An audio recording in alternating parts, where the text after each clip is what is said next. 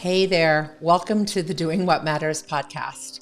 I'm your host, Teresa McCloy, and I'm beyond excited to have you join me today for another engaging conversation about living from rest, not rush.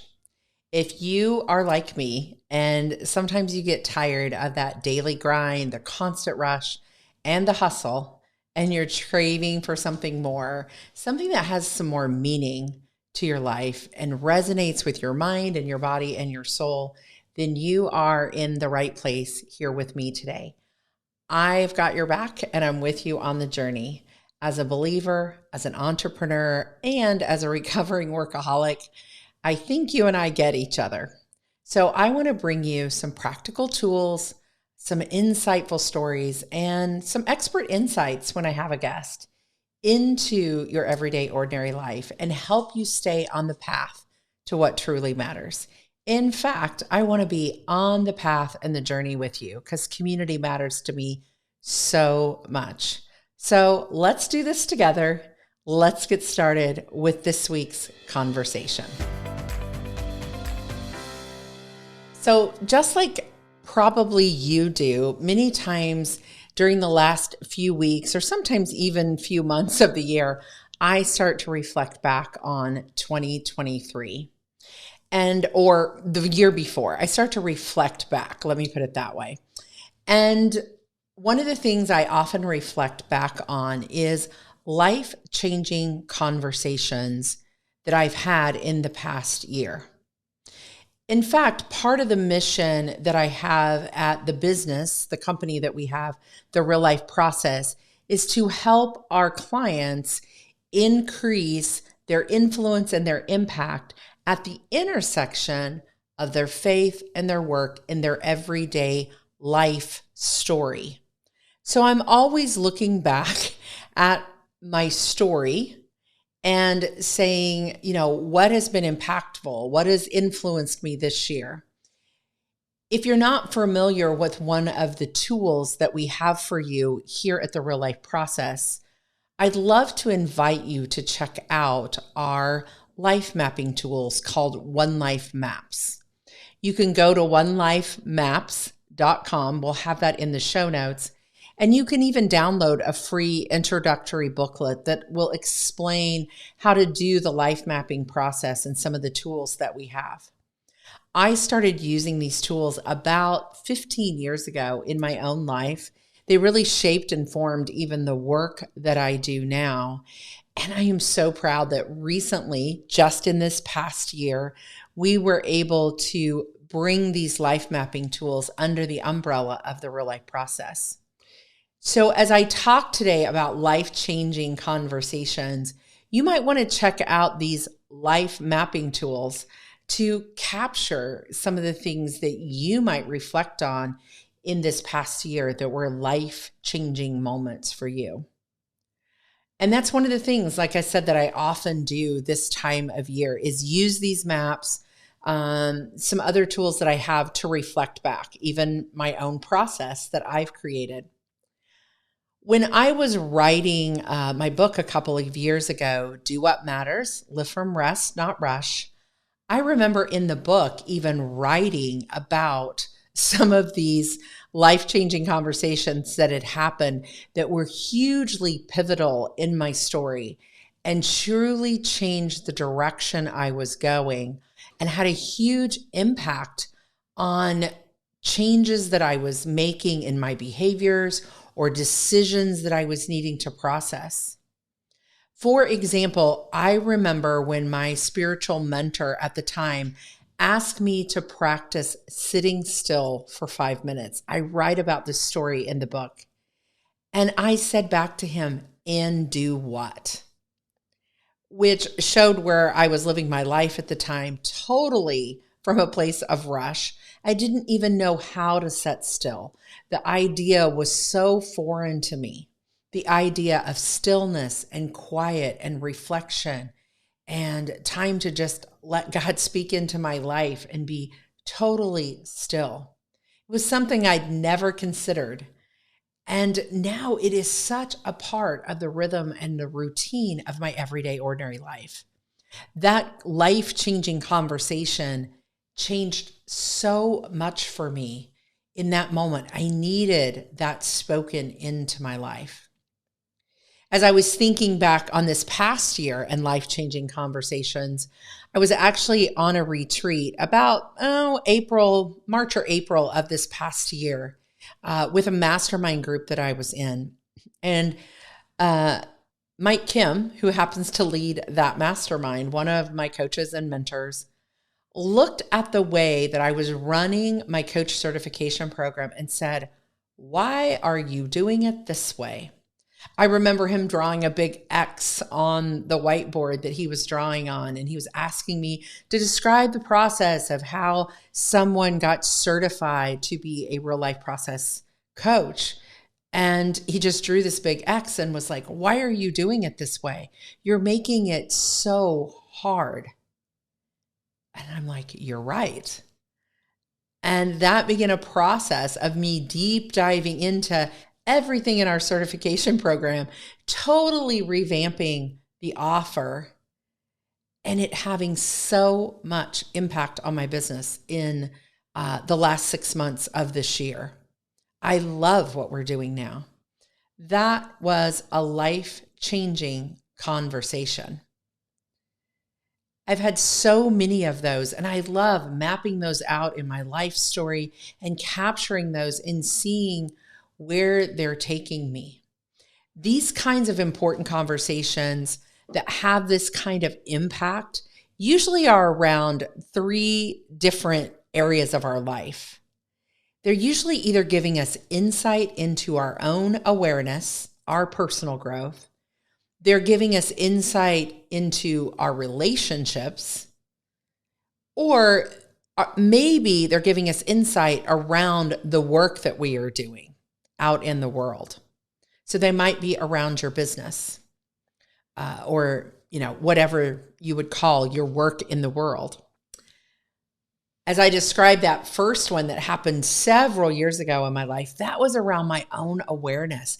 I did not know how to be still, how to be quiet, how to practice prayer and meditation in the way that my mentor was describing and inviting me to.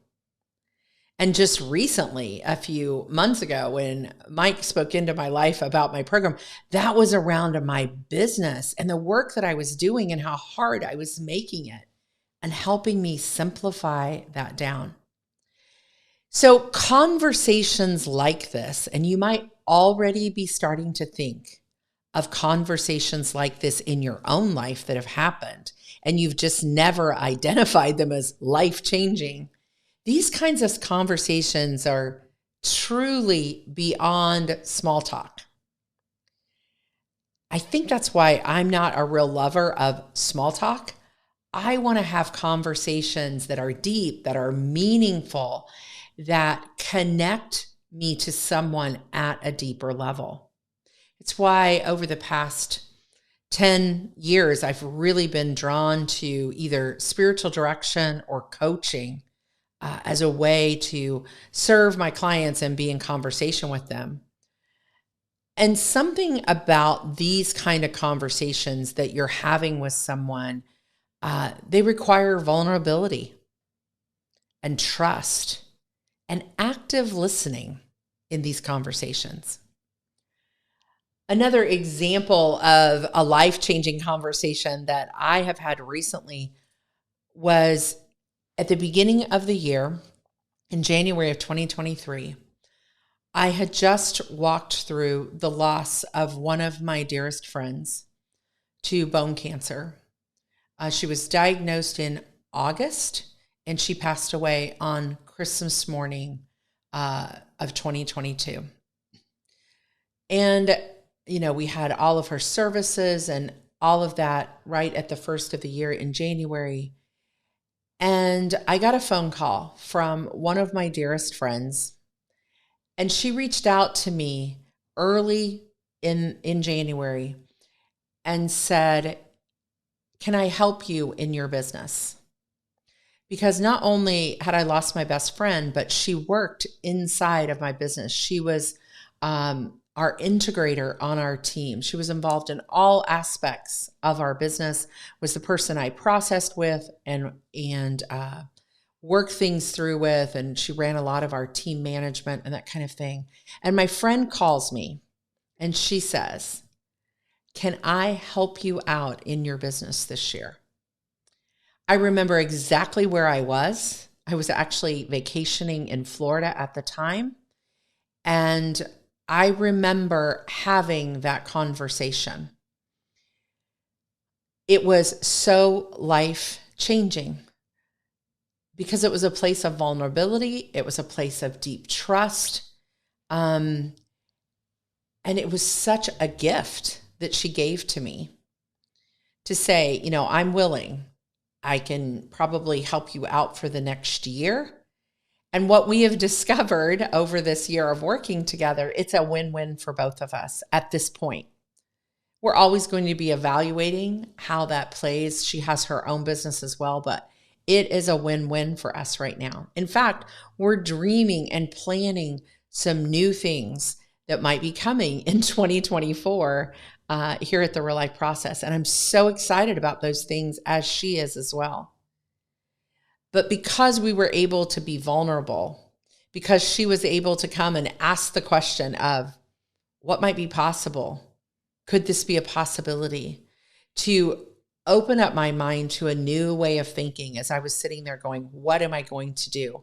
I've not only lost my best friend, one of my very dearest friends that I've done 10 years of deep life with, but I've lost someone vitally important on my team and my business. That was a life-changing conversation for sure. I still don't know how that's going to lead and where it's going to lead to. So these important conversations that are life-changing, how can we have them more often? So one of the questions I was thinking about as I was preparing this episode, how can we have these kinds of conversations more often? And I think it's a couple of different things. One, I think it's our willingness to be vulnerable. Letting yourself be vulnerable first. Practice sharing a little bit from your own life at deeper levels of conversation. Not just the surface stuff, but deeper levels. How could you invite yourself to share a little bit more, to be a little bit more vulnerable? I don't believe the conversation that my friend was willing to call me up and say, what about this possibility, would have happened if I hadn't been really vulnerable about the need that I was going to have, about what was in my life. I had shared that in some places that she had been about, I had this gap that was going to happen. Instead of holding that in, that I had this gap, I think about the conversation that I had with Mike Kim at that mastermind and him asking that question. It was because I was willing to sit in the seat and say, I'm not sure this is working. And then from that came a life-changing conversation. So just think about your own vulnerability to say, I don't know, I want to improve this relationship. I want to improve my own growth. I want to improve my business. What do I need to express in vulnerability to open the door to someone having some type of deep conversation, life-changing with me? So I think that's the first part, is being willing to be vulnerable. The second part, I think, then is practicing active listening. So in coaching, we often talk about active listening, meaning listening for someone, what someone is saying and what they're not saying, and supporting that expression. And what I mean by that, that's a big fancy phrase, but it's not about you and what you need to say. Now, I'm going to be very vulnerable and transparent here with you to say this is the hardest thing for me to do. Part of it is my personality, but I can't use that as an excuse. For me to be open to life-changing conversation, I have to listen. I have to listen deeply to what the person is saying, not just what I hope they're saying or what I think I heard, but to really shut down my brain and stop thinking about the next thing I'm going to say that's supposed to be brilliant and really listen. It's one of the things I love about sitting in the coach seat is challenging myself to listen deeply. So I think that's two ways that we can open, you and I can open ourselves to life-changing conversations. Because when I'm rushing ahead and I'm not listening well, I miss it. And maybe you do too. I am so grateful this year to have had probably 3 to 4 life-changing conversations. Conversations that took me in a different direction, grew a friendship to a deeper level, all kinds of different things. But there's 3 or 4 different ones that I can name in my life. So developing these skills of being willing to be vulnerable and also practicing active listening, shutting down your mouth and your brain, and I'm talking to myself when I say that, can make the difference in what kind of conversations. Developing that trust in the conversation where you can speak freely and openly and listen well, and allowing someone to say something to you that is deep and meaningful. And in return, you may be saying something to someone else that is life-changing as well. I believe with all my heart that it goes both ways. I want to encourage you really to do some reflecting here as we're at the end of 2023. And just ponder, have there been any life-changing conversations? Is there a way that I want to capture those? Do I want to use something like a life mapping tool to do that? Again, we'll have in the show notes a link to onelifemaps.com. And you can go right there, just type it in. It'll come right up for you as you Google it.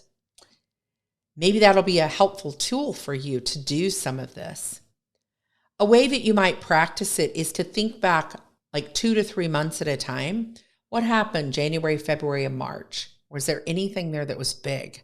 Was it a life-changing moment or conversation that caused, personal growth or relational growth or a change that was impactful in my business? And use that kind of time frame to look back and reflect and use it in a time of, I often talk about resting and renewing and reviewing, all 3 of those things in small chunks and in large chunks. And right now is a great time of year to reflect back on life-changing conversations.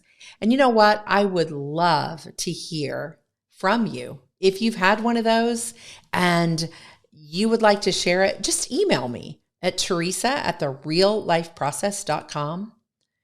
I'd love to hear about a life-changing conversation that might have happened for you in this past year. Conversations like this are definitely extraordinary moments for me.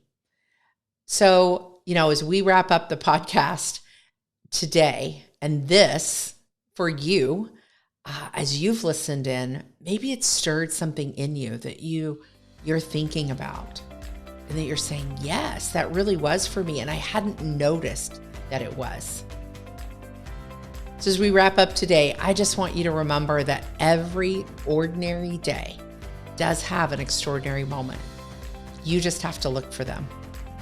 I'll be back with you next week as we're on this journey together with more from the Doing What Matters podcast. Have a great week, everyone.